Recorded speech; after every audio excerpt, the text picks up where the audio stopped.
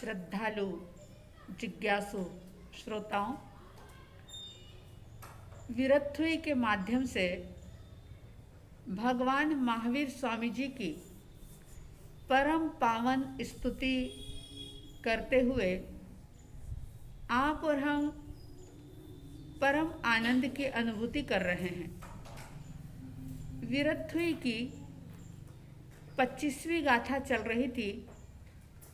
25वीं गाथा के अंतर्गत आपने सुना था, पूढ़ो वमे धुणई विगई गेही न सन्निहिम कुवई आसुपन्ने, यानी कि पहला और दूसरा चरण संपन्न हुआ था।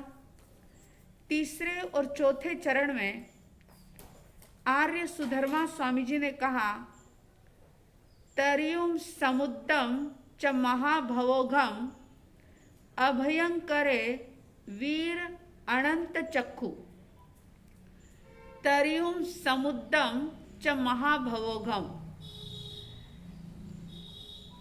आर्य सुधर्मा स्वामी जी कह रहे हैं, जैसा कि पहली लाइन में बताया कि वे भगवान महावीर जो धरती के समान, पृथ्वी के समान सहनशील थे, धैर्यशाली थे। धुणई यानी उन्होंने समस्त कर्मों के मेल को धो दिया था। विगई गेही, सभी प्रकार की आसक्ति से वो रहित हो गए थे, यानी किसी भी चीज में अटकने का, किसी पदार्थ को पकड़ने का कोई कारण ही नहीं रहा था। विगत गेही हो गए थे, यानी ग्रद्धि से रहित हो गए थे, आसक्ति से रहित हो गए थे। और फिर आगे आपने सुना था, न सन्निहिम कुवई आसुपन्ने, वे आशुप्रज्ञ परमात्मा महावीर जिन्होंने न सन्निहिम कुवई, किसी भी प्रकार की वस्तु का, व्यक्ति का, विचारों का, पुद्गलों का, किसी भी प्रकार से किसी भी चीज का संग्रह नहीं किया, संस्कारों का भी संग्रह नहीं किया। क्योंकि किसी भी चीज का संग्रह करने का मूल जो होता है वो होता है मोह, वो होती है इच्छा, वो होता है राग भाव। उन्होंने उस मूल को ही खत्म कर दिया था, यानी कि संग्रहित करने का मूल ही खत्म हो गया था। इसलिए उन्होंने न सन्निहिम कुवई, किसी भी चीज का संग्रह नहीं किया, परिग्रह नहीं किया। और फिर आगे सुधर्मा स्वामी जी दूसरे चरण में कह रहे हैं, तरियुम समुद्रम च महाभवोगम। तीसरे चरण में आर्य सुधर्मा स्वामी जी ने कहा कि तरियुम समुद्रम च महाभवोघम। परमात्मा प्रभु महावीर जो तरियुम यानी तिर गए, किससे तिर गए तो बताया समुद्र से। तरियुम समुद्रम, कौन सा समुद्र? क्योंकि दुनिया में तो बहुत सारे समंदर हैं। कौन से समंदर को परमात्मा ने पार किया? तो कहा महाभवोघम, जो महाभयंकर समंदर है, उस समंदर को परमात्मा महावीर तिर गए थे, उन्होंने तैर लिया था। और वो महाभयंकर समंदर है संसार समंदर। जैसे बाहर का समुद्र दूर से देखने में बड़ा सुंदर लगता है, शांत भी लगता है, लेकिन उस समंदर के अंदर जैसे भंवर होते हैं, जहां पहुंच कर के व्यक्ति उन भंवर के अंदर फंस जाता है और डूब जाता है। ज्ञानीजन कहते हैं कि ठीक इसी प्रकार से ये संसार रूपी सागर जो है, ये भी दूर से देखने में सुहाना लगता है, लेकिन यहाँ पर भी पाप के बहुत सारे भंवर हैं, कामनाओं के जाल हैं, जिसमें व्यक्ति फंस जाता है और फिर वह डूब जाता है। जैसे समंदर जिसमें लगातार लगातार लहरें तरंगे उठती रहती है, ठीक इसी प्रकार से इस संसार के अंदर भी कामनाओं की तरंगे, कामनाओं का प्रवाह बहता ही रहता है। जैसे समंदर का जल खारा होता है, कोई व्यक्ति अगर सागर के पानी से प्यास बुझाना चाहे तो वो बुझा नहीं सकता, उस सागर के पानी को पी नहीं सकता। अगर पी ले तो प्यास बुझ नहीं सकती, उसको तृप्ति का अनुभव हो नहीं सकता। ठीक इसी प्रकार से संसार का भी ये स्वभाव है कि यहाँ पर भी हमेशा हमेशा कामनाएं उठती है, लेकिन संतुष्टि कभी प्राप्त नहीं होती। कभी भी व्यक्ति संतुष्टि का अनुभव नहीं कर पाता, तृप्ति का अनुभव नहीं कर पाता।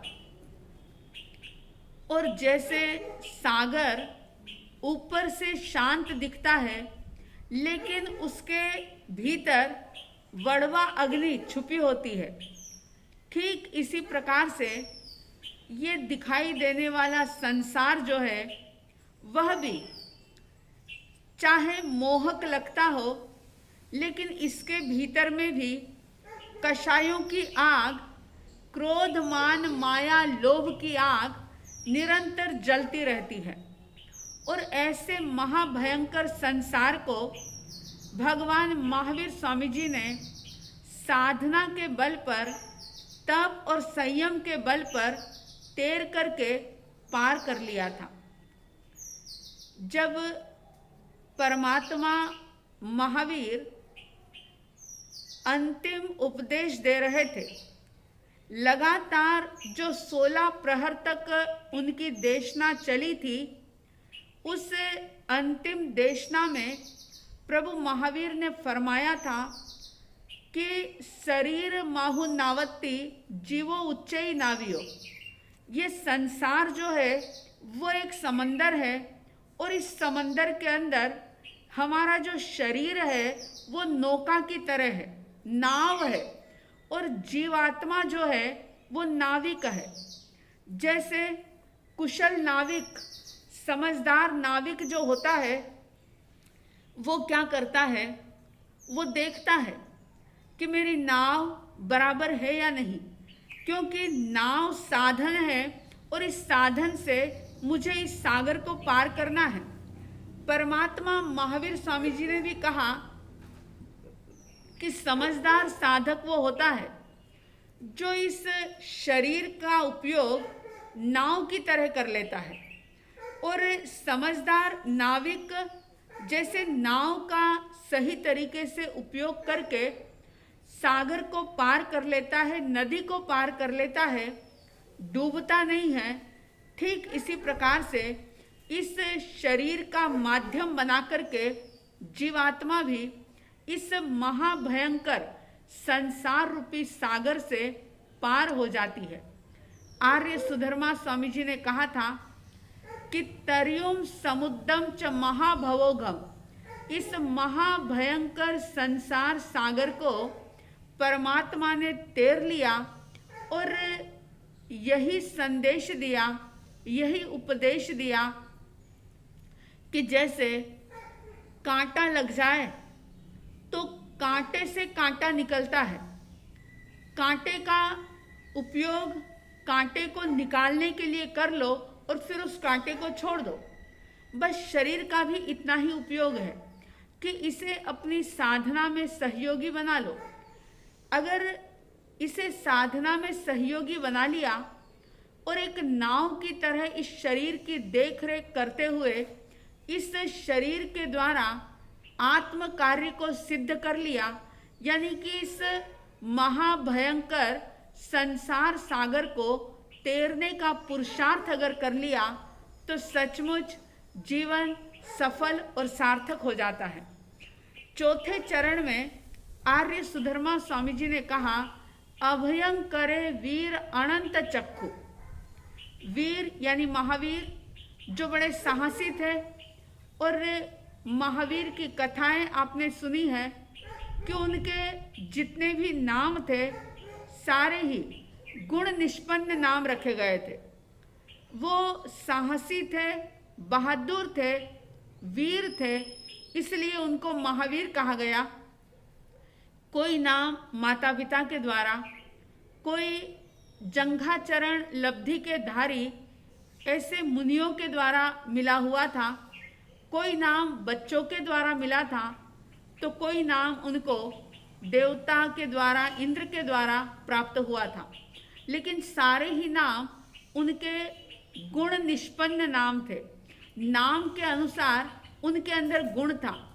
तो कह रहे हैं कि वीर यानी महावीर अनंत चक्षु यानी अनंत चक्षुमान थे, मतलब केवल ज्ञान, केवल दर्शन के धारी थे। और कैसे थे तो बताया अभयंकर है, अभयंकर थे। अभयंकर यानी भय से रहित करने वाले, अभय देने वाले।